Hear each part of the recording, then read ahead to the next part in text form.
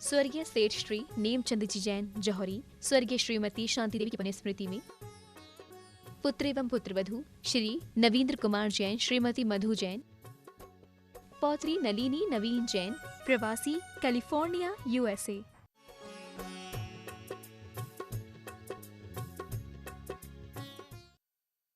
सिद्धार्णं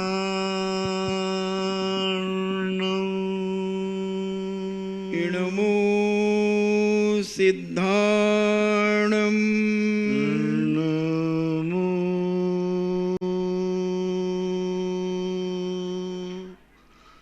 आयर्याणं इणमो आयर्याणं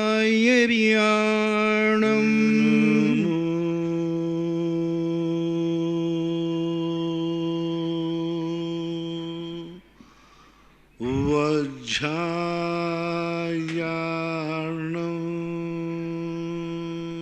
इणमो उवज्झायाणं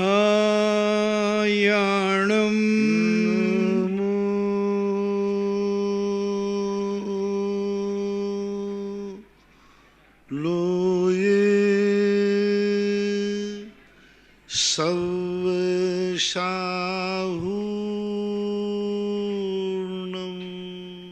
इणमो लोये सव्यसाहूर्णम्। पंच परमेष्ठी भगवान की जय। आचार्य श्री गुरुवर कुंद कुंद महाराज की जय। आचार्य श्री गुरुवर विद्यासागर महाराज की जय। परम पूजनी निर्व्यापक श्रवण मुनि श्री सुधा सागर जी महाराज की जय। चुल्लक श्री गंभीर सागर जी महाराज की जय। सभी जिज्ञासु अपने स्थान से पूज्य श्री को नमोस्तु करें और श्रोतागण भी। श्रीमती डॉक्टर चंदा जैन आष्टा से पूछती हैं, नमोस्तु महाराज जी, छायोपशमिक ज्ञान से क्या सत्य की प्राप्ति हो सकती है? क्षयोपशम ज्ञान सत्य को पूर्ण तो प्राप्त नहीं होने देता, लेकिन क्षयोपशम ज्ञान सत्य को जानने में बाधक नहीं बनता। मूल रूप से 5 प्रकार का क्षयोपशम होता है। दर्शन मोहिनी का, चारित्र मोहिनी का, दर्शनावरणी का, ज्ञानावरणी का और अंतराय का। और ये जो क्षयोपशम बनते हैं, इन क्षयोपशम के कारण से व्यक्ति अलग अलग प्रकार प्राप्त है। जैसे दर्शन मोहिनी और चारित्र मोहिनी, ये दो के जब तक क्षयोपशम रहेंगे सत्य को ज्ञान तो कर लेगा। दर्शन मोहिनी का क्षयोपशम जब होता है तो सम्यक प्रकृति उदय में रहती है, वह सत्य को जानने में बाधक नहीं है, लेकिन पूर्ण सत्य को प्राप्त कराने में बाधक है। क्षयोपशम चारित्र जो होता है यह जीव के 10वें गुण स्थान तक चलता है।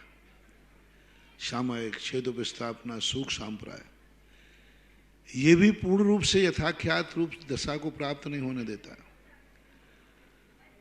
और ऐसी स्थिति में वह सत्य का जानकार है, ज्ञाता है, सब कुछ है, प्राप्त नहीं करने देगा। इसी प्रकार अंतराय कर्म का क्षयोपशम भी 12वें गुण स्थान तक चलता है। इस सत्य की तरफ पूरी सामग्री सबको जुटा देगा, लेकिन सत्य को पूर्णतः उपलब्ध नहीं होने देगा, सत्य का उपभोग नहीं करने देगा। इसलिए क्षयोपशम ज्ञान की परिभाषा ऐसा बनाना, सत्य को जनाता तो है, कुछ हद तक चलाता भी है, लेकिन सत्य क्षयोपशम, कोई भी क्षयोपशम हो, पूर्ण सत्य को प्राप्त नहीं होने देता। इसलिए शुद्धोपयोग प्राप्त करने के लिए भी उपशम और छायक, ये 2 दशाएं होती है। सप्तम गुण स्थान से ऊपर जब चढ़ता है तो उपशम भाव आता है या फिर छायक भाव आता है। चारित्र मोहिनी की अपेक्षा से छपड़ा या फिर उपसामना करता है, ऐसा माना, क्योंकि क्षयोपशम ही बता रहा है कुछ मैलापन, कुछ गंदापन। लेकिन वो गंदा मैलापन इतना गंदा नहीं है कि वो प्यास न बुझा सके। आचार्यों ने उदाहरण दिया कि पानी में थोड़ा बहुत गंदापन होता है, लेकिन वो ऐसा नहीं कि प्यास ना बुझा सके। लेकिन यदि इसको पूर्ण रिफाइन करेंगे तो उसमें से कुछ ना कुछ अंश दिख जाता है, ऐसा मानना चाहिए। अनाम जैन अनाम गुप्ता, महाराज श्री कोटि कोटि प्रणाम।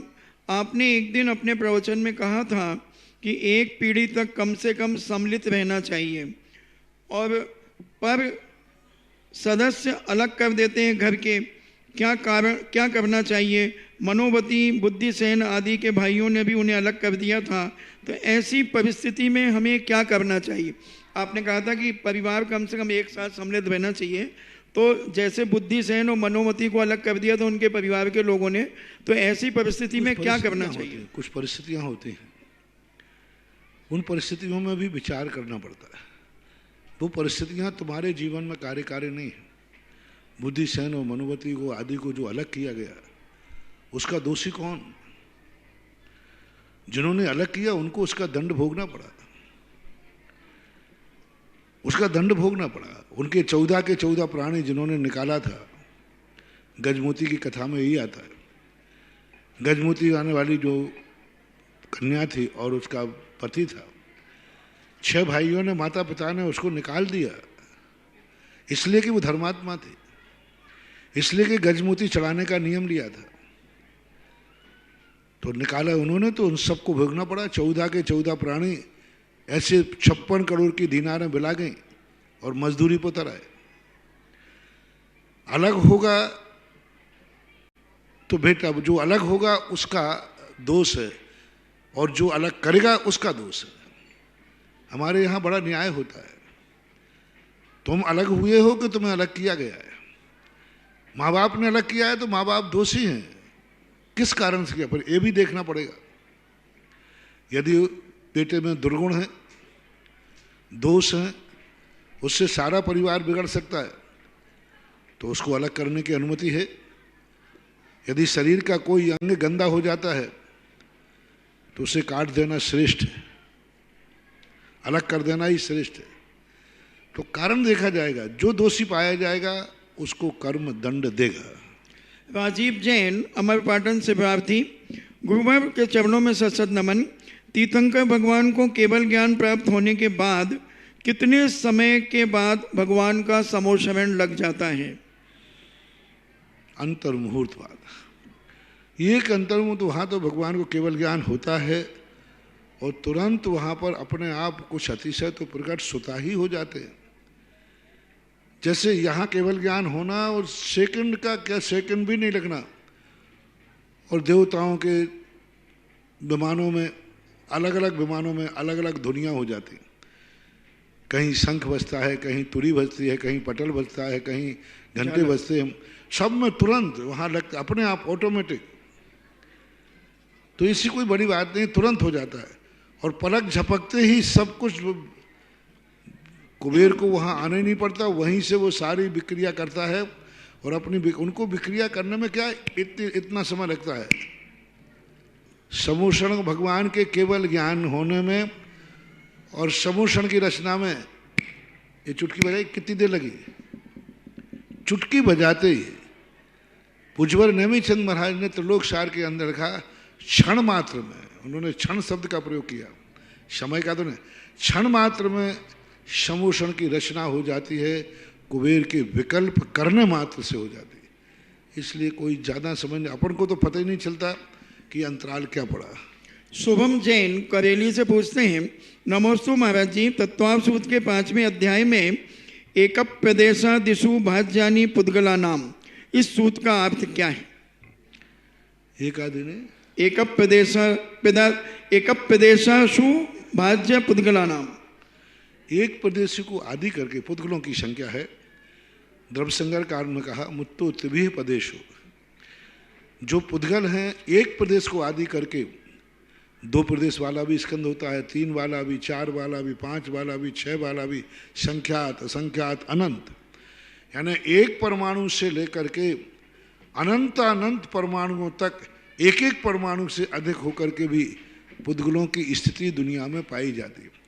जैसे जीव द्रव्य है, काल द्रव्य है, काल द्रव्य सदा एक द्रव्य है, लेकिन पुद्गल परमाणु सदा एक द्रव्य नहीं रहते, अभी मान लीजिए एक परमाणु है, दूसरे 2, 3, 4 ऐसे एक एक प्रदेश को भी जुड़ करके जब कर्म परिवर्तन और नौ कर्म परिवर्तन की जब स्थिति बनाई, बड़ी विचित्र बनती है।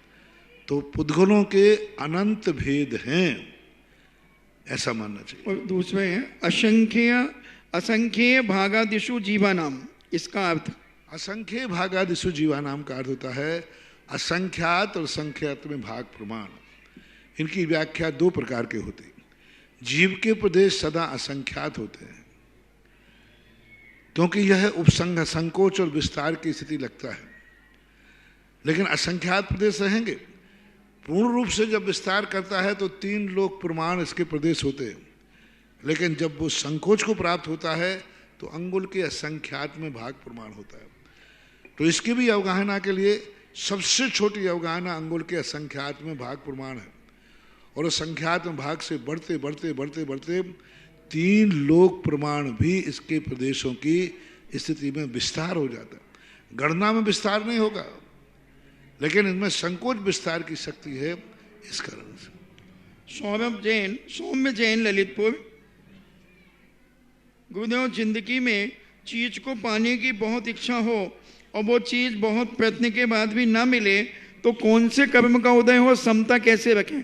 किसी चीज को पाने की इच्छा हो और वो ना मिले प्रयत्न के बाद तो समता कैसे रखें? अपने आप रखो, नहीं तो सिर फोड़ो। और क्या करोगे? जब मिल ही नहीं रही तो समता का अर्थ ये हमारी किस्मत में ही नहीं है। इतना पुण्य तुम कहाँ लेके आओगे? दूसरी बात कि हर चीज के लिए हमें वर्तमान का और अतीत का दोनों का सहयोग चाहिए। अतीत का सहयोग कम हो तो चल जाएगा, लेकिन वर्तमान में भी तो हमारी उतनी कुवत होना चाहिए। व्यक्ति मेहनत कम करता है, फल ज़्यादा चाहता है। पढ़ाई कम करता है, फिर महाराज से कहता है महाराज हमारे अच्छे नंबर आ जाएं। लिखा कितना है? बोले लिखा तो फेल के लायक है। ज़्यादातर विद्यार्थी वो आते हैं आशीर्वाद लेने जिन्होंने साल में पढ़ा ही नहीं। बोले महाराज जी आशीर्वाद दे दो, बहुत डर लग रहा है। मैं समझ जाता हूँ यहाँ आशीर्वाद फेल होगा, मैं देता ही नहीं हूँ। मैं भी आजकल आशीर्वाद सावधानी देते, बदनाम कर देंगे छोकरे। श्री बताते महाराज जी हमारा कल एग्जाम है, आप आशीर्वाद दीजिए, वो एग्जाम में मेरी परीक्षा देना। तो मैं तुरंत पूछता हूँ कैसा लग रहा है? महाराज बहुत डर लग रहा है। मैं समझ जाता हूँ इसने साल भर पढ़ा नहीं है। तो मैंने कहा ठीक है, जितना पढ़ा होगा उतने पास हो जाओगे, आशीर्वाद है। और जो अच्छे नंबर टॉपर वाले होते हैं वो आशीर्वाद की जरूरत ही नहीं समझते। भाई आशीर्वाद लेते इसलिए महाराज आशीर्वाद दो, हम एग्जाम में जो हमने पढ़ा है वह हमारे जीवन में आज प्रैक्टिकल में स्मृति में आ जाए। तो इस प्रकार की स्थितियों को हम पढ़ते हैं नहीं और अच्छे नंबर चाहते हैं तो फिर तुम्हारे लिए क्या कहें। नेमीचंद जैन पिराका, नमोस्तु महाराज जी। पंच कल्याणक में सौधर्म इंद्र बनने से क्या अनिवार्य रूप से मोक्ष मिल जाता है या कितने भाव में मिलता है? जाकी रही भावना जैसी सो देखी मूरत तिन तैसी। भवों को निश्चित करने की अपेक्षा ये सोचें कि तुम्हारे इंद्र बनने का अभिप्राय क्या है, भाव क्या है। हमारे यहाँ भावना देखी जाती है और भावना के अनुसार कार्य होता है। यदि भावना आपकी सच्ची है, इंद्र बनने की अनुभूति साक्षात हो रही है, जैसे भगवान के अपन पंचना कर रहे हैं तो इंद्र बनते समय ऐसा भाव आ जाए मुझे साक्षात, मैं अब कोई नामधारी नहीं। सकलीकरण के अंदर ये जो इंद्र पात्र बनते ना, ये उतने ही सत्य है जितना सत्य मूर्ति प्रतिष्ठित है। प्रतिष्ठित मूर्ति ये तो मैं नाटक मत समझना, जो इंद्र कुबेर ईशान इंद्र बने ये कोई नाटक नहीं है। यदि ये नकली है तो फिर भगवान की प्रतिमा भी नकली है, मंदिर भी नकली है। जैसे भगवान की मूर्ति में स्थापना की गई कि आज से ये साक्षात तीर्थंकर है, इसी प्रकार सौधर्मेंद्र में सकलीकरण का साक्षात सौधर्मेंद्र भव, साक्षात शब्द का प्रयोग करते, सौधर्मेंद्र भव।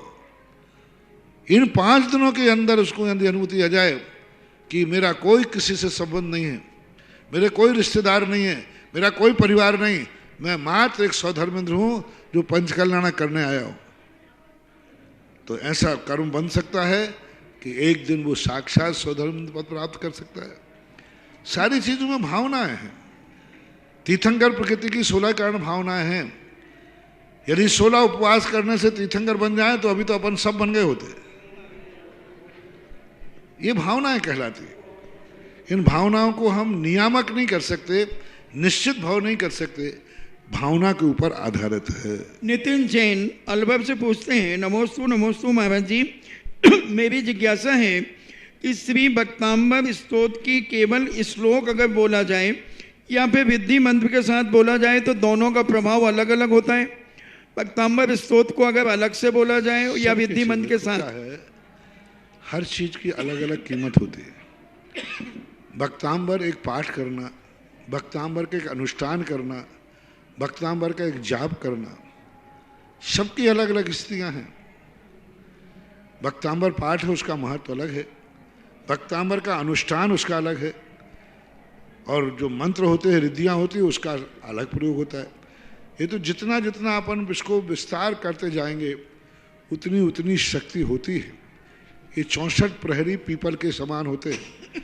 एक सामान पीपल खाना और एक 64 पहर तक घोंटना, और 64 पहर तक घोंटते घोंटते, यानी 64 पहर कितने दिन हो गए? एक पहर 3 घंटे का होता है। ऐसे 64 पहर, यानी 64 पहरों में 3 का, एक हफ्ते तक 8 अठैया 64, 8 दिन तक निरंतर 24 घंटे, 1 सेकंड को घरबट्टा रुकना नहीं चाहिए। 8 दिन तक उस पीपल को घोंटते जाएं, वो इतनी पावरफुल हो जाती है कि एक रत्ती भी, वैसे पूरी पीपल खा जाओ कुछ नहीं हो, एक रत्ती में व्यक्ति का बहुत कुछ हो सकता है। तो इसी प्रकार ये भक्तांबर, ये मंत्र, ये 64 प्रहरी के समान, इनमें पहलू निकालो। कितना तुम्हारा श्रद्धा है, कितना समर्पण है, कितना इनको पुट दिया जा रहा है, संस्कार दिया जा रहा है, उस आधार पर इनका फल मिलता है। डॉक्टर सुरजीत जैन हिसार, नमोस्तु महाराज जी, क्या स्त्री पर्याय में महिलाएं मोक्ष में भाग ले सकती हैं? नहीं, कदापि नहीं। आयुष जैन इंदौर, गुरुवर के चरणों में नमोस्तु। कमलेश जैन मध्य प्रदेश, नमोस्तु महाराज जी, आचार्य मागनंदी कृत शांति धारा में शांति भट्टारक जी का नाम आता है। महाराज जी, ये शांति भट्टारक जी कौन है? इनका नाम शांति धारा में क्यों आता है? भट्टारक शब्द भडार यति इति भट्टारक, जिन्होंने घातिया कर्मों का विदारण कर दिया उसको भट्टारक बोलते हैं। हमारे यहाँ घर भट्टारक उपाधि जो टाइटल है, ये अरहंत भगवान का पर्यायवाची है। अरहंत भगवान, तो वहाँ शांतिनाथ भगवान को भट्टारक शब्द किया, पारसनाथ भट्टारक कह दो हजार।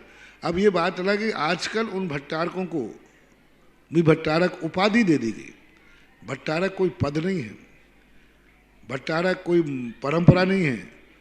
भट्टारक एक बीच की एक समस्या का समाधान है, जिस कारण से अब लोग कहने लगे, लेकिन भट्टारक शब्द जो है अरहंत भगवान का विशेषण है। विशेष जैन मध्य प्रदेश जावर से पूछते हैं, नमोस्तु महाराज जी, तीर्थंकर भगवान को मनः पर्याय ज्ञान कब होता है और पारसनाथ भगवान को मनः पर्याय ज्ञान कितने दिनों तक रहा?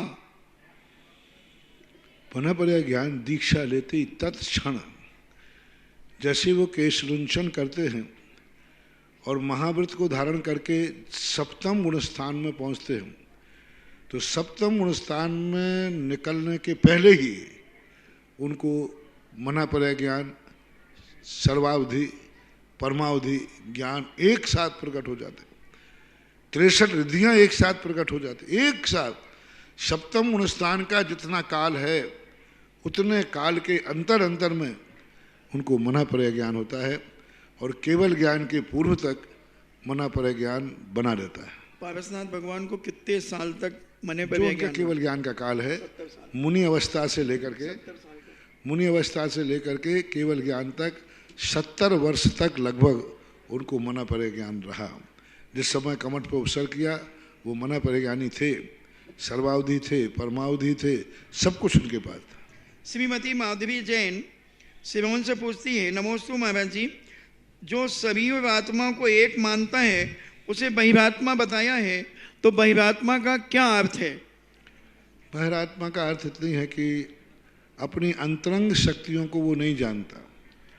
वो बाहर की शक्तियों से जानता है कि देखो मैं शरीर के आश्रित हूँ, मैं इस बाहर के पौधगले आदि पदार्थ इनके आश्रित हूँ, यही मैं हूँ।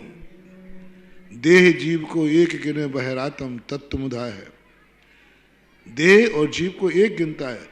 शरीर मर रहा है, कहता मैं मर रहा हूँ। शरीर ने जन्म लिया, मैं जन्म ले रहा हूँ।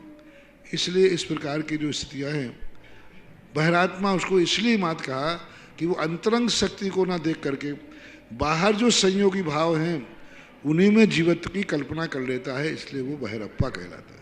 अंकित जैन रांची से पूछते हैं, नमोस्तु महाराज जी, अगर कोई मनुष्य पहले मिथ्यात्व अवस्था में त्रियंच आयु का बंद कर ले और बाद में छायोपशमिक दर्शन को प्राप्त कर ले और मरण करके क्या वह भोग भूमि में जन्म लेगा या क्या भोग भूमि का त्रियंच बनेगा?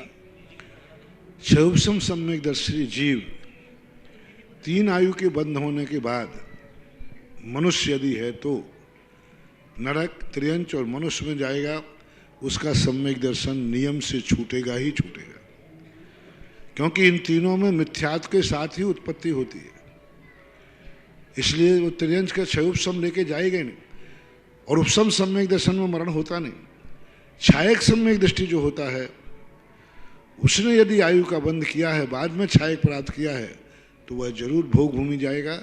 ऐसा नीरज जैन निम्माणा से पूछते, नमोस्तु महाराज जी, बच्चे के कितने दिन के बाद मंदिर ले जाकर उसका टेम्पल डे मनाना चाहिए?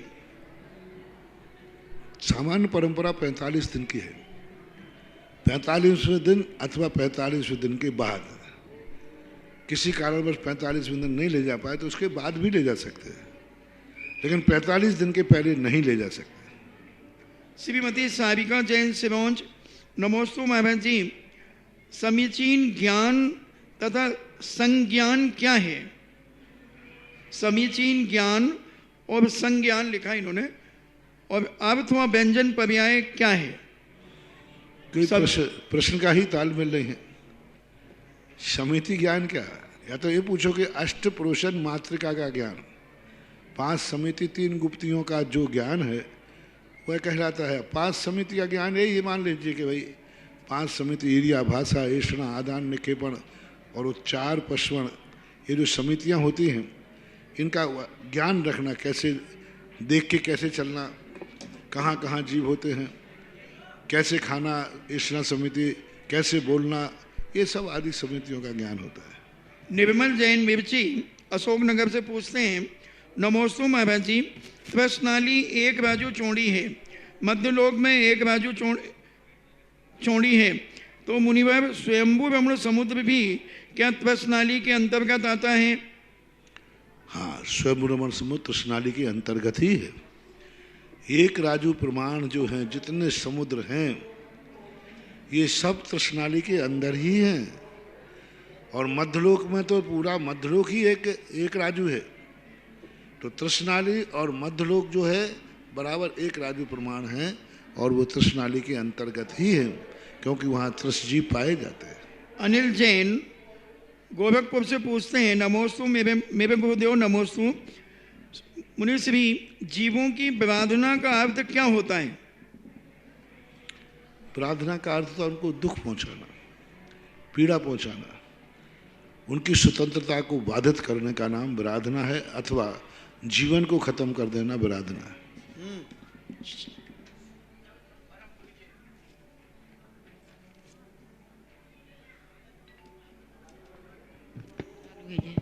परम पूज्य आध्यात्मिक संत निर्यापक श्रमण मुनि पुंगव सुधासागर जी महाराज के श्री सानिध्य में हो रहे जिज्ञासा समाधान में देश दुनिया के तमाम भक्त जो घर पर बैठकर जिज्ञासा समाधान का आनंद लेने के तैयार हैं, आइए हम सब परम पूज्य गुरुदेव के चरणों में बारंबार नमोस्तु अर्पित करें। परम पूज्य गुरुदेव के श्री सानिध्य में असीम कालीन भक्तांबर विधान तपोदय तीर्थ बिजोलिया में चल रहा है, और इसके लिए श्रीमती शांति देवी स्वर्गीय श्री घीसालाल जी जैन परिवार की ओर से, जयपुर की ओर से एक नाम आया है। एक नाम श्रीमती तारा देवी रितेश सुगंधा के विवाह के शुभ अवसर पर युवराज यशराज जी जैन, रेणु सुनील जैन, समस्त हलवाई परिवार जयपुर की ओर से। दूसरा नाम है परम पूज्य गुरुदेव के आशीर्वाद से यहाँ विशाल भव्य भगवान पार्श्वनाथ स्वामी का समूचरण स्थापित हुआ। 27 फुट उतंग प्रभु के इस वेदी पर स्वर्ण का कार्य चल रहा है। 2 ग्राम सोना, साथ ही 1100 रुपये नकदी श्री मोतीलाल जी सुशीला जी ने अपनी वैवाहिक जीवन की 40वीं वर्षगांठ के अवसर पर भेंट किए हैं समस्त बगड़ा परिवार सुजानगढ़ से। साथ ही कान के बाले 2 जोड़ी विजयन रूपेश सुकुमार जैन शाह सूरत ने भेंट किए हैं। कान की एक जोड़ी वाली किंजल निरंजना मदन लाल जी शाह सूरत द्वारा भेंट की गई है। एक सोने की अंगूठी, 1 जोड़ी कान की वाली निमेश मिलिंद आहाना चेतना सुधीर माही जैन पानबाला परिवार सूरत ने भेंट की है। पेंडल सेट बाली की 1 जोड़ी मनुष्य मयूरी जतिन जैन सूरत ने भेंट की है। एक नाम बोलना है और गांव का नाम बोलना, बस इससे आगे मत। परीना सूरत ने एक जोड़ी वाली भेंट की है। 1 अंगूठी सयाना रुचि धवल चौकसी मुंबई ने भेंट की है। 5 ग्राम सोना गुलाब चंद जी शाह सूरत ने 1 ग्राम सोना मोदी परिवार सूरत ने सोने की 1 अंगूठी फूलचंद जी सुरेश कुमार जी मानपुरा ने 5100 रुपये अनिल कुमार जी सागर ने 1 सोने की अंगूठी 1 छत्र चांदी का नीलम सहदेव जैन ने 5100 रुपये विमल जैन गुड़गांव ने 5100 रुपये सुनील पांड्या भिलाई ने 5100 रुपये अभय जैन बीना ने गौशाला के लिए 5100 रुपये श्रीमती हिरणी जैन मेड़ता सिटी ने 5190 रुपये मोतीलाल जी ने अपनी वर्षगांठ के उपलक्ष्य में सुजानगढ़ से भेजे हैं। जन्माभिषेक के भी कलशों की बुकिंग प्रारंभ है। अनेक कलशों के नाम आए हैं। तेजमल जी बिजोलिया का खास तौर से नाम और वर्धमान जी कटोड़ का भी नाम है। पंचकर्णाक में जिन्हें अपनी कलश बुक कराना है वह हमारे कार्यालय पर संपर्क कर कल जन्म कल्याणक महामहोत्सव के कलश बुक कराकर अपने घर ले जा सकते हैं। पंचकर्णाक प्रतिष्ठा महामहोत्सव के लिए 11,000 रुपये की राशि पुखराज जी की शाहपुरा वालों ने भेंट की है। 1 बीघा जमीन चमलेश्वर तीर्थ क्षेत्र के लिए श्रीमती अनीता, श्री जिनेन्द्र कुमार, श्रीमती दिव्या मोहित जैन आगरा ने 7.5 लाख रुपए की राशि के साथ भेंट की है। सभी का बहुत धन्यवाद। प्रथम जिज्ञासा लेकर आ रहे हैं विनोद जैन ललितपुर और तैयार रहें नाथूलाल जी हर्रई। इसके पूर्व प्रथम जिज्ञासा के लिए मैं निवेदन करूंगा आदरणीय श्रद्धेय 10 प्रतिमाधारी श्रद्धेय सविता दीदी से। परम पूज्य निर्यापक श्रमण के चरणों में हम सबका कोटिशाह नमन।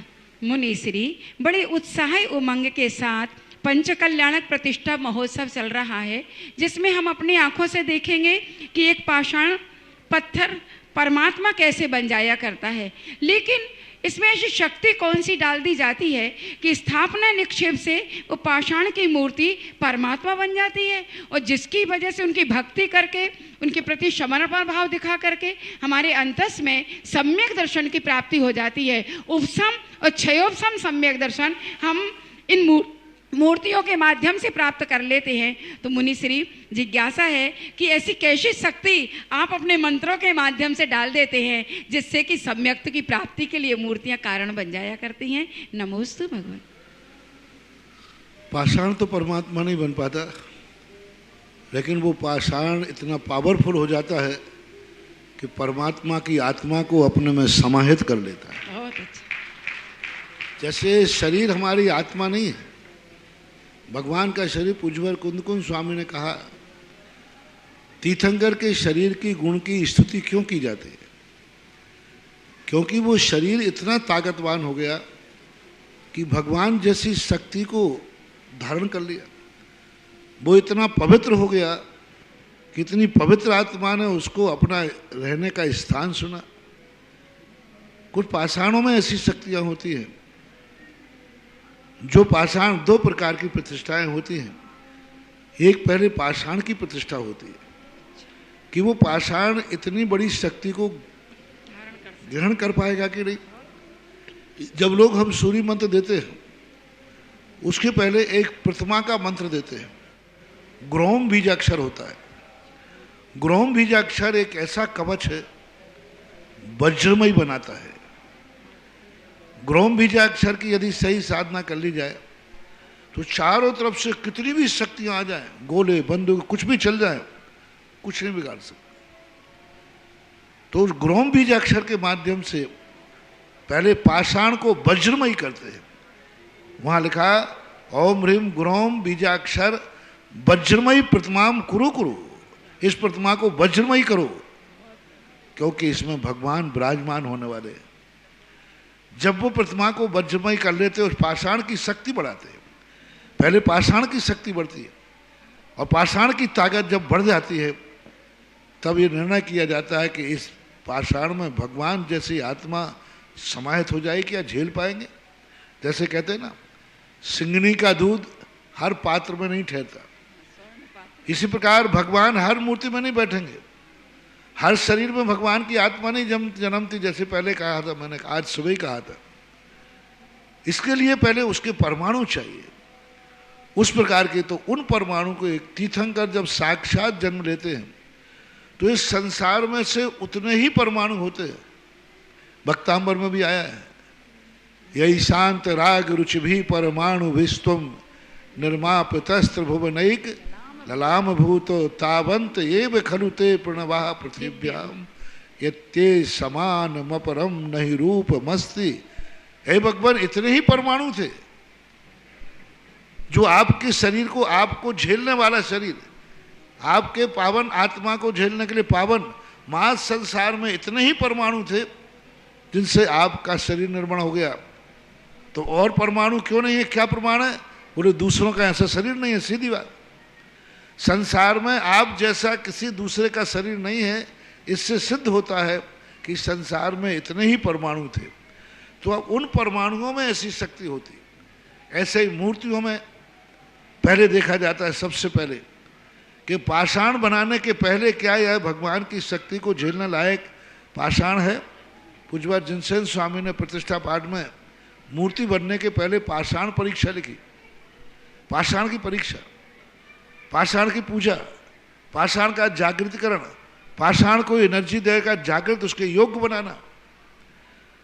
और जब अपन ये कोई ऐसे नहीं मिलते हैं तो जो पाषाण अपन को मिलता है उसको हम मंत्रों से योग्य बनाते हैं और वो पाषाण इतना मजबूत हो जाता है कि परमेश्वर को अपने में समाहित कर लेता है। तो फिर वो पाषाण भी भगवान के नाम से पूजा जाता है। जैसे घी का घड़ा, घड़ा घी का नहीं होता कभी भी, लेकिन मिट्टी का ही होता है। अपन कहते वो घी का घड़ा लाना भाई, अरे घी का घड़ा होता ही नहीं है। लेकिन घी को समाहित कर लेता है तो मिट्टी का घड़ा भी किस नाम से जाना जाता है? घी का। इसी प्रकार ये पाषाण भगवान जैसी महाशक्ति को अपने में धारण कर लेता है तो यह पाषाण भी भगवान के नाम से जाना जाता है। इसलिए अपन कहते भगवान है, भगवान है, भगवान है। वस्तुतः वह उसका देखो कितना पावर है। जैसे हमने एक कहा था कल परसों कि दीपक कभी अग्नि, घी कभी अग्नि नहीं होता। घी पे अग्नि होती ही नहीं है, होती ही नहीं, कभी अग्नि नहीं होती। कभी आज तक घी को हमने जलते नहीं देखा। लेकिन यदि थोड़ा सा माचिस की काड़ी का निमित्त मिल जाए तो घी ही जलता है। अपने आप में उसमें योग्यता नहीं थी, निमित्त शक्ति जिसे कहते हैं, उसमें अपने आप में ऐसी कोई बड़ी बात नहीं थी कि वो अग्नि बन जाए। लेकिन माचिस की काड़ी का थोड़ा निमित्त मिलते ही वह घी कितने घंटों जलने की योग्यता पा लेता है। इसी प्रकार पाषाण घी के समान है। जैसे ही मंत्र रूपी माचिस की काड़ी मिलती है तो वह पाषाण प्रज्वलित हो जाता है, प्रज्वलित हो जाता है, अपने आप जलने लग जाता है। घी में कोई अंधकार, घी तो अंधकार में रहता है। घी कभी ऐसी योग्यता ला ही नहीं सकता। अपने आप कोई पाषाण आज तक कभी भगवान नहीं बन सकता। अपने आप घी का दीपक कभी जल नहीं सकता, कभी नहीं जल सकता, कितने वर्ष हो जाए। इसी प्रकार अपने आप कोई पाषाण नहीं बन सकता। पाषाण के लिए मंत्र शक्ति चाहिए और इसी मंत्र शक्तियों से वह प्रज्वलित होता है, जागृत होता है, परमेश्वर के नाम से वह पूजा जाता है और उसको स्पर्श करने वाला गंधोदक भी महान हो जाता है। श्री विनोद जी जैन ललितपुर तैयार रहेंगे, नाथूलाल जी हर्रई। एक सोने का टॉप्स श्री वंदना जी धन कुमार अहमदाबाद ने यहाँ भेंट किया है। 5100 रुपये सुरेश कुमार जी, अनिल कुमार जी सेठिया ठकुराई ने स्वर्ण कार्य में वेदी के लिए भेंट किए हैं।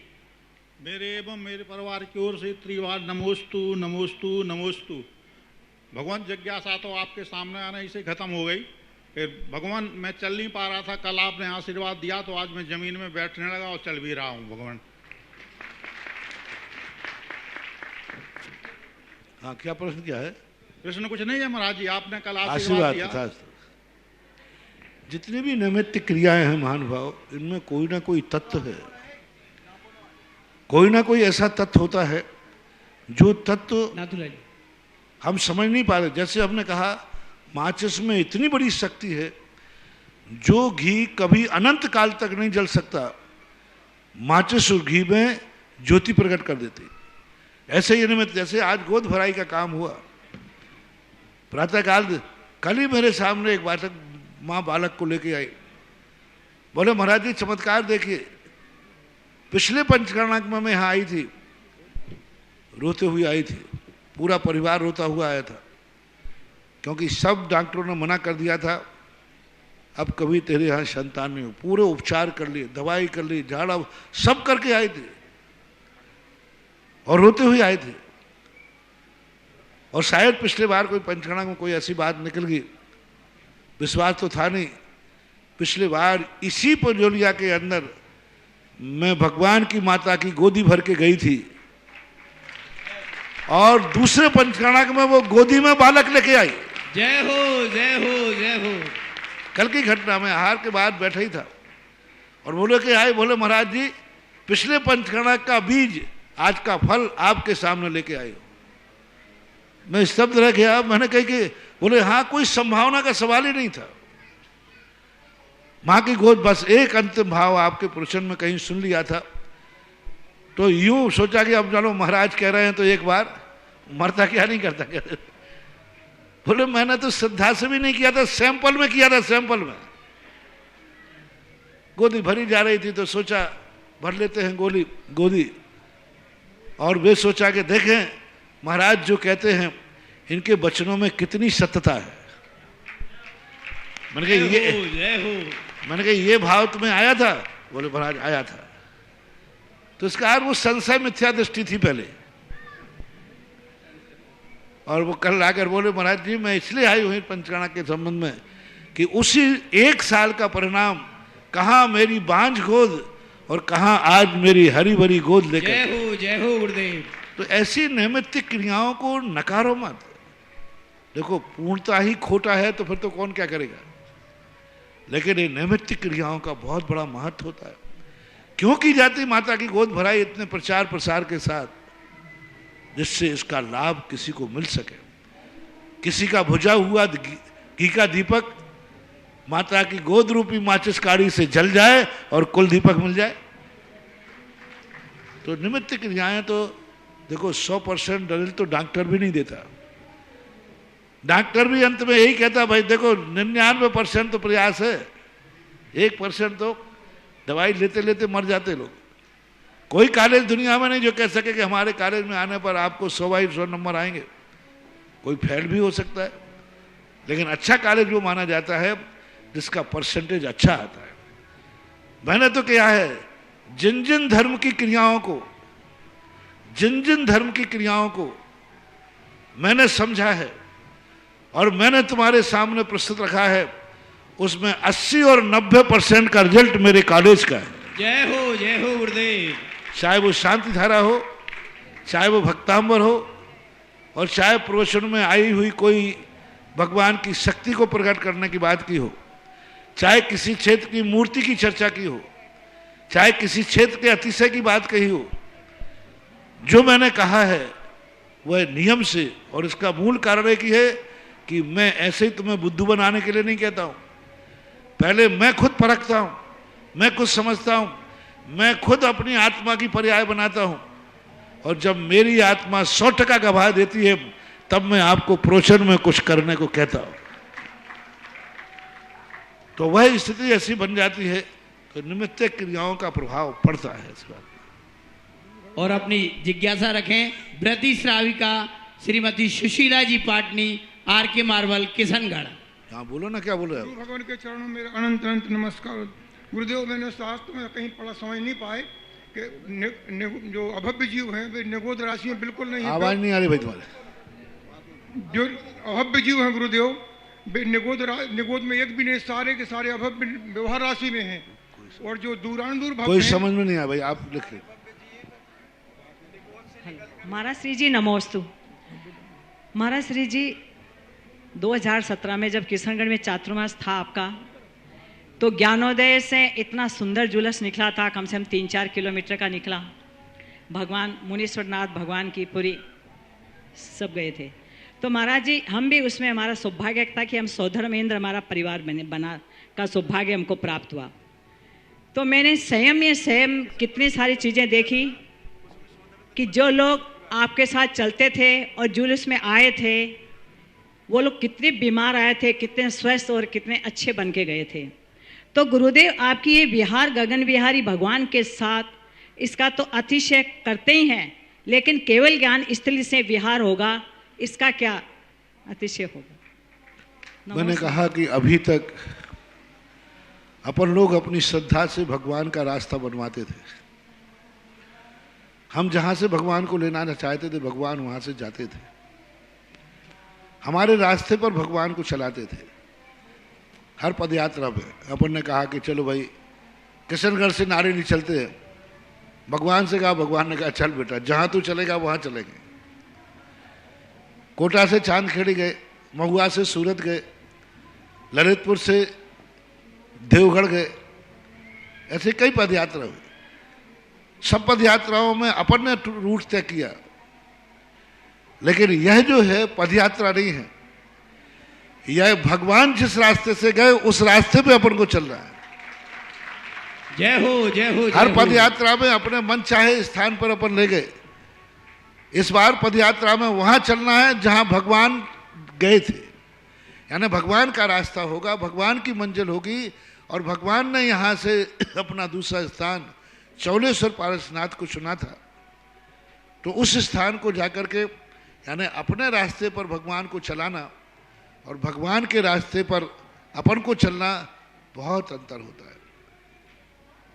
जब भगवान के पुण्य ने 2855 साल पहले भावना की होगी कि बिजौलिया के 40 दिन के बाद कौन है संसार में पुण्यात्मा, तो वह चौलेश्वर का एरिया आया होगा जिसके अंदर उन्होंने इस प्रकार की स्थिति की। महाराज जी एक छोटी सी शंका है कि श्री राम भगवान तो बन गए थे, लेकिन तीर्थंकर नहीं बने, जबकि वो मर्यादा पुरुषोत्तम परम उपकारी थे। क्या? लेकिन महाराज जी, लेकिन लक्ष्मण जी और रावण आगे चलकर तीर्थंकर बने, ऐसा क्यों? तीर्थंकर प्रकृति है, क्योंकि भद्र परिणामी जीव जो होते हैं वे स्वयं कल्याण में रत रहते हैं। इतनी सब कुछ कर, बाहुबली हैं, रामचंद्र जी हैं, इन लोगों ने अपने आत्म कल्याण की तरफ दृष्टि दी, धर्म की प्रभावना की तरफ दृष्टि नहीं दी, धर्म को प्रचार की तरफ दृष्टि नहीं दी। इस कारण से तीर्थंकर प्रकृति को नहीं बंद कर पाए। लेकिन सत्य को जाना, अपने आत्मा को जाना, वे उस परिणाम वाले थे। अपना लोटा छानो, दुनिया से क्या मतलब है। और तीर्थंकर वो होते हैं कि लोटा ही नहीं, पूरा कुआं छान करके रखते हैं, वो तीर्थंकर बनते हैं। जय हो प्रभु। जो ये कहते हैं कि नहीं मैं कुआं छानूंगा जिससे कोई भी अनछना पानी नहीं पिए, और कुछ लोग कहते हैं कुआं कहाँ तक छानेंगे, अपना लोटा छानो और चलते बनो, तो वे मोक्ष चले जाते हैं अपना लोटा छान करके। और तीर्थंकर सारे जगत के कुएं को छानने का भाव रखते हैं। परम पूज्य गुरुदेव के सानिध्य में गगन बिहारी यात्रा प्रारंभ हो रही है, और इसमें सतेंद्रों में एक अजित कुमार जी, नवीन जी, प्रमिला जी, श्वेता आदि इंदौर से 1 लाख रुपए की राशि के साथ इंद्र की स्वीकृति प्रदान की है। श्री बादामी लाल जी, महंत कुमार जी, बजरी भाई जी, पीडी परिवार बागीदौरा ने भी एक इंद्र, विशेष इंद्र बनने की 1 लाख रुपए के साथ अपनी स्वीकृति प्रदान की है। जिन्हें अपने नाम लिखाना हो वहाँ बिजौलिया तीर्थ क्षेत्र कमेटी व चमलेश्वर तीर्थ क्षेत्र कमेटी के नंबरों पर संपर्क कर अपने नाम दे सकते हैं। कुछ नाम अभी बाकी हैं। 5100 रुपये की राशि कुसुम वैशाली जैन अजमेर ने स्वर्ण दान के लिए भेंट की है। अगली जिज्ञासा ज्योति जैन अहमदाबाद और तैयार रहें नैना जैन कोटा। शीघ्रता करें। नमोस्तु गुरुवर। 2 मिनट नमोस्तु गुरुवर। मेरा प्रश्न ये है कि कोई भी सपना बिना मेहनत के, बिना भरोसे के और बिना सब्र के सपना ही रह जाता है। तो महाराज जी किसी भी सपने में अपना सब्र कैसे बनाए रखें, आतुरता ना करें, ऐसा कैसे करें महाराज जी? जैसे कि आपने चौलेश्वर पार्श्वनाथ जी के संदर्भ में मेहनत भी पूरी की, भरोसा भी आपको था कि हाँ हो जाएगा, और आपने इतना लंबा सब्र कैसे बनाए रखा महाराज जी? ये बतलाइए हमको। नमोस्तु मेहनत और भरोसा करके महाराज जी चमलेश्वर के संबंध में सब्र कैसे बनाए रखा? आप मेहनत भी बहुत कर रहे हैं चमलेश्वर के लिए, और सब्र कैसे बनाऊंगा? मैं तो इतना सब्र नसूल हूं कि सिद्धालय जाने तक का भी सब्र किए हूं कि भवान्तर में तो मिलेगा। जय हो जय हो। क्योंकि कभी कभी किसी चीज के लिए उसके अनुकूल निमित्त की जरूरत होती है। कोई भी जीव उतावलेपन के करने पर शायद वह बिगड़ जाए, और सच्चे मन से यदि माना है, सच्चा मन है, तो एक ना एक दिन वह सफलता जरूर प्राप्त करता है। मेरा तो हर चीज क्षेत्र के प्रति गर जोर मारो चाले तो इन सारे कृत्रिम चैत्यालयों को अकृत्रिम चैत्यालय बना डालो।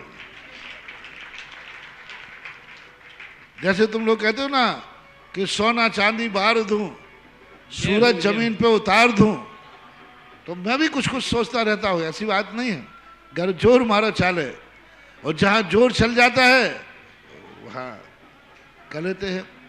चौलेश्वर इन परिस्थितियों से गुजरा है जिन परिस्थितियों में सब्र के अलावा कोई दूसरा उपाय था ही नहीं।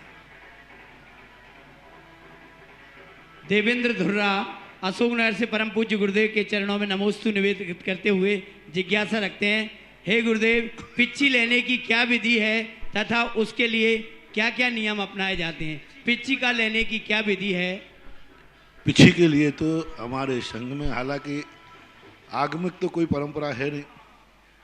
पूज्यवर शांति सागर महाराज के बाद से जो परंपराएं चली, क्योंकि जैन दर्शन में ऐसा स्पष्ट उल्लेख है, जो परंपराएं सम्यक दर्शन को बाधित न करें वे लौकिक परंपराएं भी मान्य होती हैं।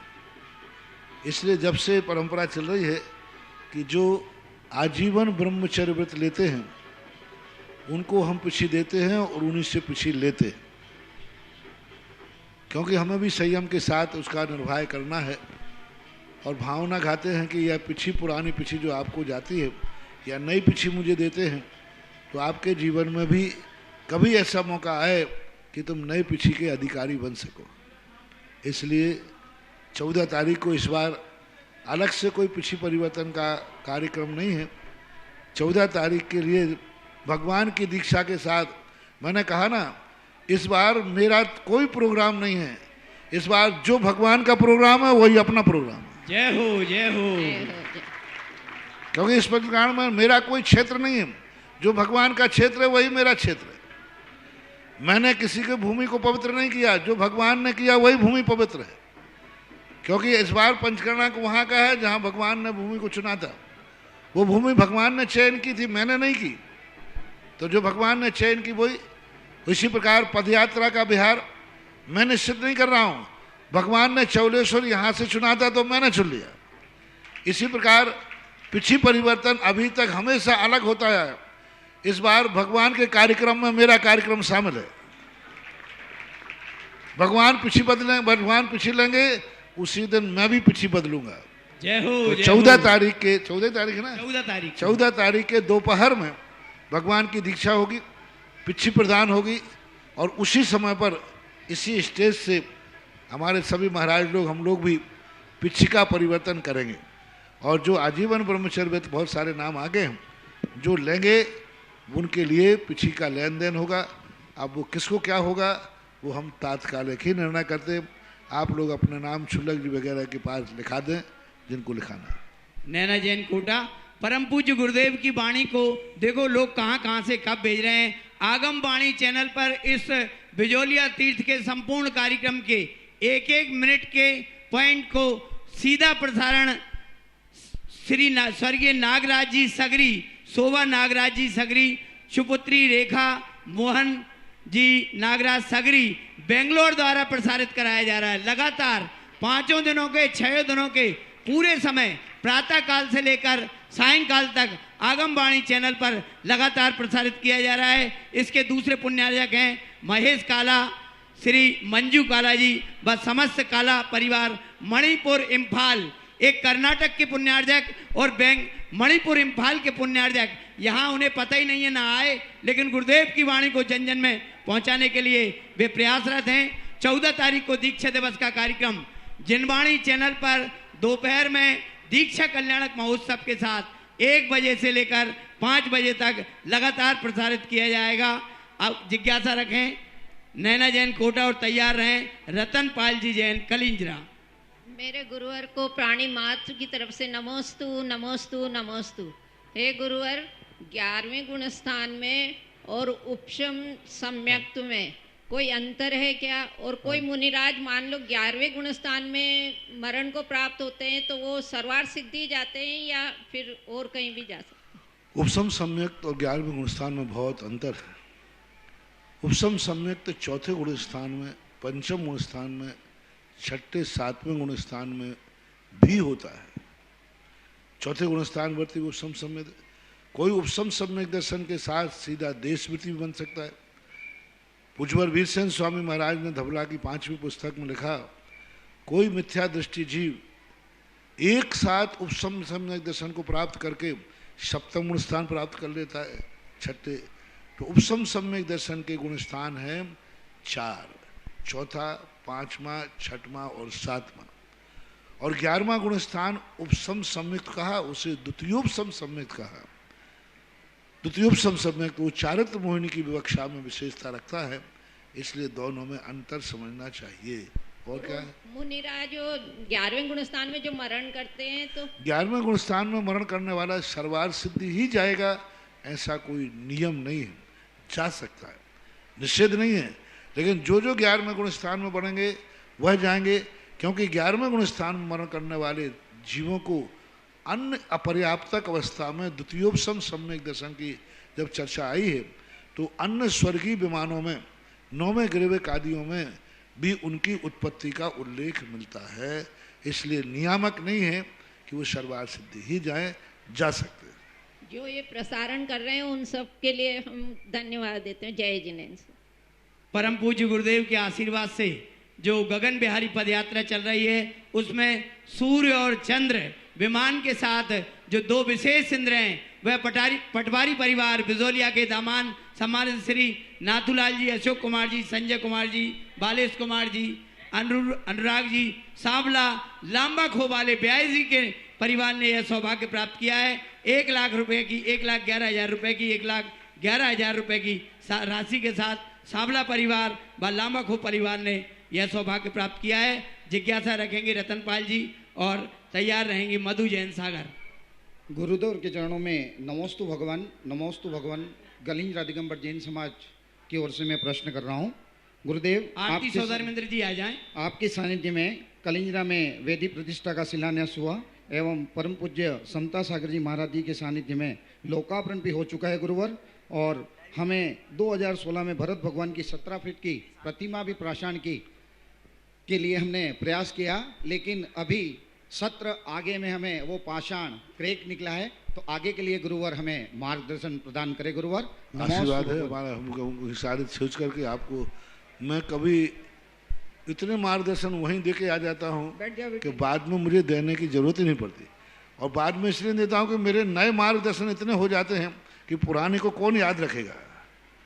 इसलिए जो तुम्हारे यहाँ दे के आए थे उनको फॉलो करो और उनको अमल करो और जो काम करने को है उसको पूर्ण करो। आज की महाआरती लाने का सौभाग्य श्री गुण सागर जी जो इस पंचकल्याणक प्रतिष्ठा महामहोत्सव में सौधर्मेंद्र बने हैं और आज उन्हें आरती लेकर आने का सौभाग्य मिल रहा है। पूरे परिवार के साथ वे आरती लेकर पधारें, जिज्ञासा रखें मधु जैन सागर और तैयार रहें किरण जैन ठुकराई। नमोस्तु महाराज जी, मेरे परिवार की तरफ से भी नमोस्तु नमोस्तु नमोस्तु।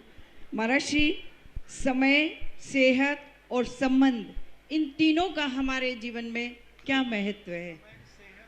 समय, सेहत और संबंध। समय, सेहत और संबंध, इन तीनों का हमारे जीवन में क्या महत्व है? यदि आप विगत 2 महीनों के प्रवचन सुन लो तो तुम्हारे शब्दों का अर्थ मिल जाएगा, अन्यथा मुझे समझाने के लिए फिर 2 महीने लगेंगे। समय अपने आप में कोई चीज नहीं होती। समय एक हमारा मापदंड है, एक थर्मामीटर है, जो हमें कुछ अपने किए हुए को एक उस स्मृति का एक फलक बन जाता है। और सेहत का जो सवाल है, सेहत आपके अभिप्राय के ऊपर आश्रित है कि आप सेहत का क्या उपयोग करना चाहते हैं। सेहत के लिए आप क्या, यदि मैं कहूँ अच्छी सेहत होना चाहिए तो अच्छी सेहत से लोग पाप करते हुए पाए जाते हैं। तो सेहत जब अच्छी होती है, शरीर अच्छा होता है, यदि वो धर्म कर रहा है तो अच्छा है और गलत मार्ग पर जा रहा है तो बुरा भी है। इसी प्रकार संबंध बनना चाहिए। यदि संबंध अपने स्वार्थ के लिए हैं तो दूसरे का नाश करेगा। संबंध यदि हमने परोपकार के लिए बनाया है तो वह संबंध हमारे लिए हितकारी होगा। संबंध, मैंने एक दिन प्रवचन में कहा था कि संबंध इसलिए नहीं बनाए जाते कि ये मेरी जिंदगी में काम आएगा। संबंध इसलिए बनाए जाते हैं शायद मेरी जिंदगी इसके काम आ जाए। दोनों में कितना अंतर है? 90% लोग संबंध बनाते हैं चाहे भगवान से, भगवान मेरे काम आ जाए, विपदा में नहीं, भगवान से संबंध बनाओ कि हे भगवान कभी मैं तेरे काम आ सकूं। गुरु से संबंध बनाते हैं और भजन गाते हो, जब कोई काम नहीं आता तो बाबा काम आता है। स्वार्थी बनिया कहेंगे। सही संबंध बनाना चाहिए कि हे भगवान मैं गुरुदेव से इसलिए संबंध बना रहा हूं, कभी मेरी जिंदगी गुरु के काम आ जाए तो मेरा जीवन धन्य हो जाए। ऐसे कई लोग होते हैं। इसी प्रकार से संसार में जितने संबंध हैं, इनको संबंध बनाते समय सोचना चाहिए कि हम जिनके संबंध बनाए हैं उनके काम हम कब आएंगे, उनको हम कब सुख दे सकेंगे, उनको जीवन में कब कर सकेंगे। हर व्यक्ति यदि यही ठान ले, परिवार में माँ बेटे हैं, बेटा ये समझ ले कि मैं माँ बाप के लिए क्या कर सकता हूँ, माँ बाप समझ ले कि मैं बेटे के लिए क्या कर सकता हूँ। पति पत्नी हैं, दोनों एक दूसरे के लिए कहें मैं पति को क्या सुख दे सकती हूँ, पति सोचे मैं पत्नी को क्या सुख दे सकती हूँ, राम राज जा जाएगा। हर व्यक्ति शोषण कर रहा है, इससे मुझे क्या सुख मिलेगा। हर बेटा कहता है माँ बाप से मुझे क्या मिलेगा। ये संबंध स्वार्थी है, अहितकारी है, और ये सोचता है कि मैं माँ बाप को क्या दे सकूंगा। बस संबंधों को बनाते समय यदि ये संकल्प हो जाए कि मैं इनको कुछ देना चाहता हूँ इसलिए संबंध बना रहे हैं, तो ये संबंध अच्छे हैं। और मैं इससे कुछ लेना चाहता हूँ इसलिए संबंध बना रहे हो, तो ये संबंध स्वार्थी संबंध है जो ठीक नहीं है। नीलेश जैन वासिम महाराष्ट्र अपनी जिज्ञासा रखेंगे अगली। और आपने 51 रुपए स्वर्ण कार्य के लिए दान दिए। क्या बोला? नमोस्तु महाराज जी, आज मेरा सौभाग्य है, मैं हमेशा जिनवानी चैनल में देखता हूँ। वाशिम महाराष्ट्र सबसे पिछड़ा इलाका है और मेरे परिवार के साथ में यहाँ पे आपका बैनर दिखा और हम पहुँचे यहाँ पर, और मैं मेरे इस जीवन का सौभाग्य समझता हूँ। और इस पंच कल्याण के लिए प्रश्न कीजिए, प्रश्न क्या है? हाँ, मेरा ये प्रश्न है महाराज जी कि जिस प्रकार हम अच्छे कार्य करते हैं और अच्छा जब हम आगे बढ़ते हैं तो कई लोगों की ऐसी विकृतियां होती है कि जो हमेशा उसमें अंतर लाने की कोशिश करते हैं, तब हम हमारे भावनाओं को कैसे कंट्रोल करें? कल प्रश्न आया था, इसी प्रश्न कल आया था। कोई भी व्यक्ति है उसको ये मानना चाहिए हमने भी किसी व्यक्ति की टांग खींची होगी, हमने भी किसी को विघ्न डाला होता। जब व्यक्ति पर विघ्न आता है तब तो वो कहता है कि देखो ये विघ्न डालना अच्छा नहीं, लेकिन ये विचार नहीं करता कभी मैंने भी विघ्न डाला होगा तभी ये विचार कर रहा है। अपाय विषय विपाक विषय धर्म ध्यान के चिंतन न करने से ऐसे प्रश्नों का अपने में उत्पत्ति होती है। जब कोई हमें दुख पहुंचाता है तो हमें लगता है कि महाराज जी समझाओ, ये मुझे दुख पहुंचा रहा है, लेकिन कभी तुमने भी दुख पहुंचाया होगा इसका विचार भी नहीं आता। हर व्यक्ति ये कहता है, जब लड़की की शादी होती है तो कहता है महाराज जी दहेज बहुत बुरा है, आप समझाओ, दहेज देने वाले दानव हैं, बहुत बेकार है, नहीं लेना चाहिए। और जिसके लड़के की शादी होती है वो महाराज दहेज तो कुछ कर्तव्य मिलना ही चाहिए। तो लड़के की शादी के समय दहेज बुरा लगता है और लड़के की शादी के समय दहेज अच्छा लगता है। हम निर्णय कैसे करें कि दहेज अच्छा है कि बुरा है? लड़की की शादी आती तब दहेज बहुत बुरा लगता है, खत्म होना चाहिए। और जिनके लड़के की शादी होती है उनके तमाशे देखो, लिस्ट बनती है बैठ बैठ के क्या क्या मांगना है, पूरा परिवार बैठते, माँ बेटे सब बैठते। तो ये जो पक्षपातपूर्ण हमारे निर्णय हैं ये हमें अपाय विचय विपाक धर्म ध्यान से वंचित रखते हैं। इनका निर्णय जब ही हो सकेगा जो हमारे साथ व्यवहार कर रहा है तुरंत हमारे मन में भाव आना चाहिए, ऐसे ही दुर्व्यवहार मैंने भी किसी के साथ किया होगा। परम पूज्य गुरुदेव के श्री सानिध्य में महामहोत्सव के प्रतिष्ठाचार्य श्री प्रदीप भैया के कुशल नेतृत्व में महामहोत्सव का आज पुनः रात्रिकालीन सत्र होगा। और आइए आ रहे हैं सौधर्मेंद्र परम पूज्य गुरुदेव की महाआरती को लेकर। आइए सौधर्मेंद्र, और संगीत की स्वर लहरियां देंगे नीलेश भाई संगीतकार। महाराज की जय। सुधा सिंधु को जब मिला महाज्ञान वरदान, और सुधा सागर जी तब बने भक्तों के भगवान। हो आग लगी आकाश में झर झर झरे अंगार, और संत न होते जगत में तो जल जाता संसार। बोली चारित्र सरोवर के राजहंस अध्यात्म शिरोमणि आचार्य गुरुदेव शिक्षण विद्यासागर जी महामुनि राज की, परम पूज्य निर्यापक श्रमण मुनि पुंगव श्री सुधा सागर जी महाराज की, मुनि संघ की। चलते हैं गुरुवर की आरती। हो सुधा सागर की गुण आगर की, शुभ मंगल दीप सजाए के गुरु आज उतारू आरतियाँ। सुधा सागर की गुण आगर की, शुभ मंगल दीप सजाए के गुरु आज उतारू आरतियाँ। दोनों हाथ ऊपर करके भक्ति के साथ हो गुरुदेव, जयकारा गुरुदेव का, झूम के आनंद के साथ।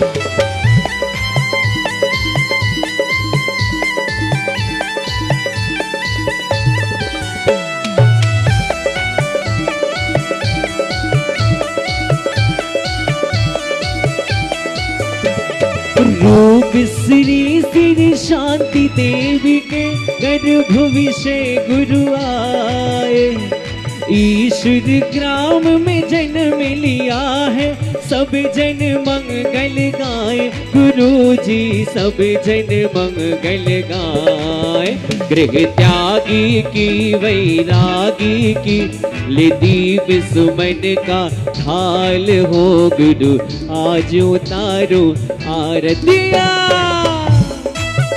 सभी के दोनों हाथ ऊपर होने चाहिए, ताल पे 1 2 3 4। जय हो,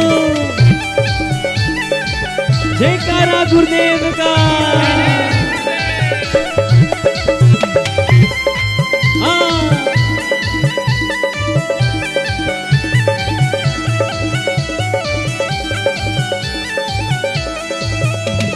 गुरुवर पांच महाव्रत धारी आत्म ब्रह्म बिहारी। गुरुवर पांच महाव्रत धारी आत्म ब्रह्म बिहारी।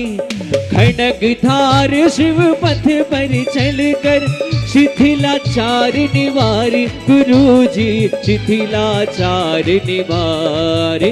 ऐसे गुरुवर को ऐसे ऋषिवर को करो वंदन बारंबार हो। गुरु आज उतारो आरतिया आरतिया। क्या बात है पंकज भाई, आओ आप भी जरा झूम के। राज भाई ढोलक ऊपर करो, राज भाई ढोलक ऊपर करो, जरा ढोलक को ऊपर करो। जय हो गुरुदेव।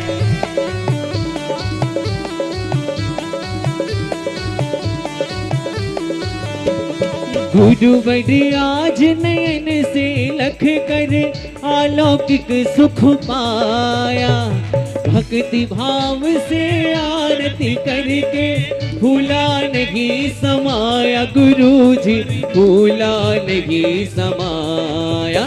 ऐसे ऋषिवर को ऐसे मुनिवर को करो वंदन बारंबार हो। गुरु आज उतारो आरतिया।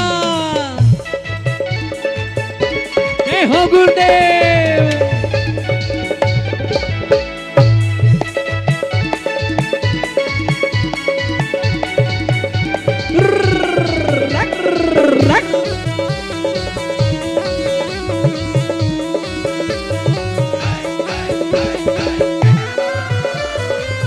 दोनों हाथ ऊपर करके एक बार ताल पे ताल देते हुए जय हो।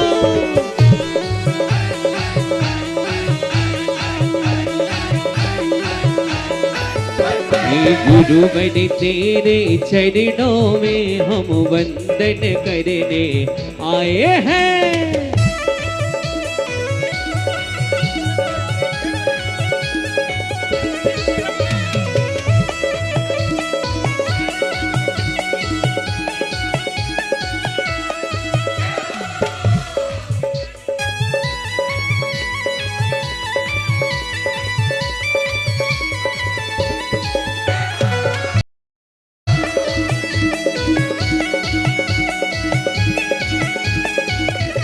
श्री सुधा सागर जी गुरुवर को हम वंदन करने आए हैं।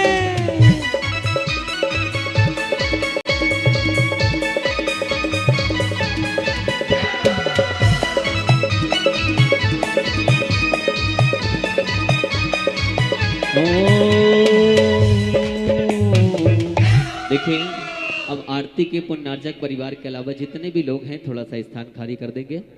हमारे बीच पंकज जी भीलवाड़ा से हैं, उनका भी हम आनंद लेंगे क्योंकि गुरुदेव आज उठ गए। कल से हम उनका भी आनंद लेंगे साथ में। और आरती के लिए तत्पर हो रहे हैं हमारे सौधर्मेंद्र आदि पात्रगण सभी। देखिए जितने भी पात्रगण हैं उनके अलावा जितने भी लोग हैं आरती पुण्यार्जक के अलावा, हाँ उनके परिजनों के अलावा सभी लोग थोड़ा सा स्थान महाआरती के पुण्यार्जक को देंगे। चलते हैं पंच परमेष्ठी भगवान की आरती।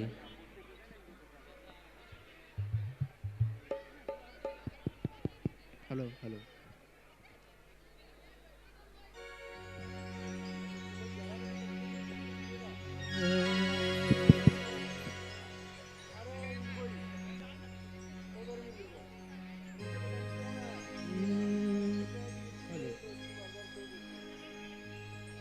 Hello hello hello hello hello. बोलिए तपोदय पार्श्वनाथ भगवान की, बोले संत शिरोमणि आचार्य गुरुवर 108 श्री विद्यासागर जी महाराज की, निर्यापक श्रवण मुनि पुंगव 108 श्री सुधा सागर जी महाराज की, समस्त मुनि संघ की। हेलो हेलो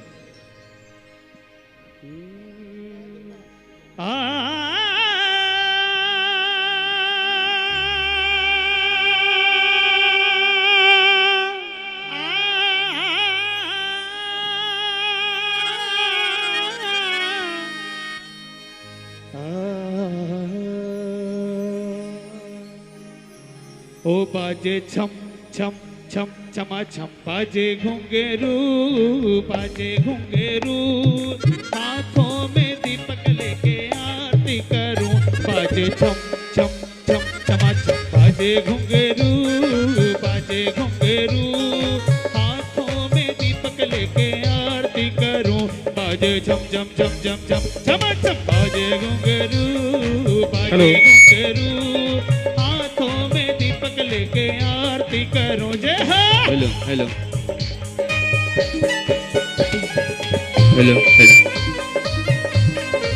जय हो। हे हेलो हेलो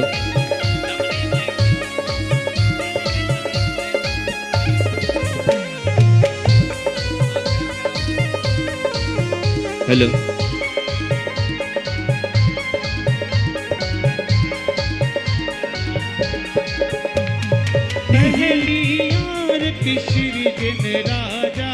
पहली आरती श्री दिन राजा भवदधि पार उतार जिहाजा भवदधि पार उतार जिहाजा पहली आरती श्री दिन राजा भवदधि पार उतार जिहाजा छम छम छम छमा छम बाजे घुंघरू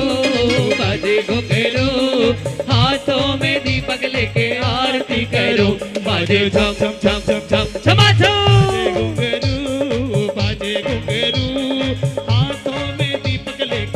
जय हो।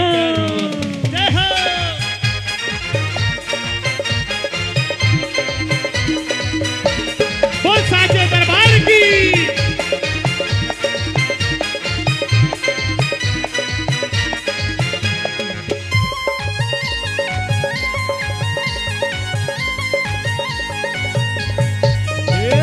दूसरी आरती धन केरी सुमिरन करत मिटे भव फेरी दूसरी आरती सिद्धन केरी सुमरण करत मिटे वो फेरी छम छम छम छमा छम बाजे घुंघरू हाथों में दीपक लेके आरती करो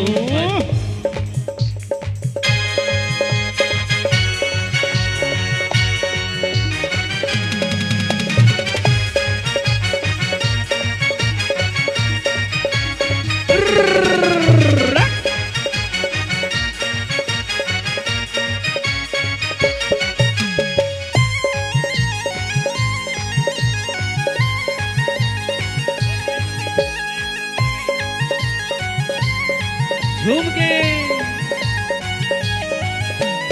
तीसरी आरती सूर्य मुनिंदा तीसरी आरती सूर्य मुनिंदा जन्म मरण दुख दूर करिंदा जन्म मरण दुख दूर करिंदा तीसरी आरती सूर्य मुनिंदा जन्म मरण दुख दूर करिंदा छम छम छम छमा छम बाजे घुंघरू हाथों में दीपक लेके आरती करो बाजे छम छम छम छम छमा छम बाजे घुंघरू हाथों में दीपक लेके आरती करूं झूम गए।